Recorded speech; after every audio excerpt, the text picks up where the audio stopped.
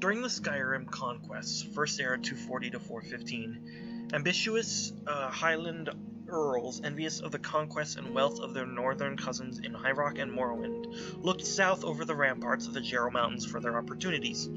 The Jarrow Mountains proved to be too great a barrier, and northern Cyrodiil too poor a prize.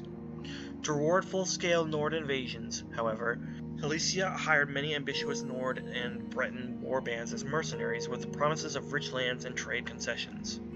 Once settled among the victorious Halesian Cyrodiils, the Nord and Breton warriors and battle mages were quickly assimilated into the comfortable and prosperous Nibelungian culture. Halesia received the divine inspiration for her slave rebellion at Sancre Tor, and here she founded her holy city. Sancre Tor's mines provided some wealth, but the poor soils and harsh climate of the remote mountain site must be supplied with food and goods from the heartlands. Further located on one of the few passes through the Jarls, its fortunes were subject to instability of relations with Skyrim. When relations were good with Skyrim, it prospered through trade and alliance. When relations were bad with Skyrim, it was vulnerable to siege and occupation by the Nords. With the decline of the Alesian Order circa First Era 2321, the seat of religious rule of Cyrodiil moved south to the Imperial City, but Sancre Tor remained a mountainous fortress and major religious center until the rise of the Seventh Dynasty.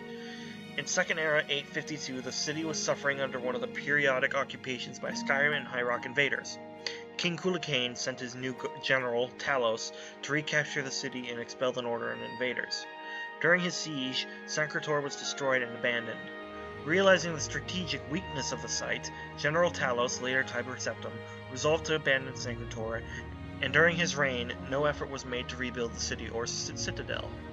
Alesian historians asserted that Sancre Tor was magically concealed and defended by the gods. Records of Sancre Tor's repeated defeats and occupations by northern invaders gives a lie to this assertion. The entrance to the citadel was indeed concealed by sorcery, and the citadel and its labyrinthian subterranean complex were defended by magical traps and illusions, but their secrets were betrayed to the besieging Nords and the Breton enchanters who crafted them. One enduring feature of the legend of Sancre Tor is the ancient tombs of the Roman emperors.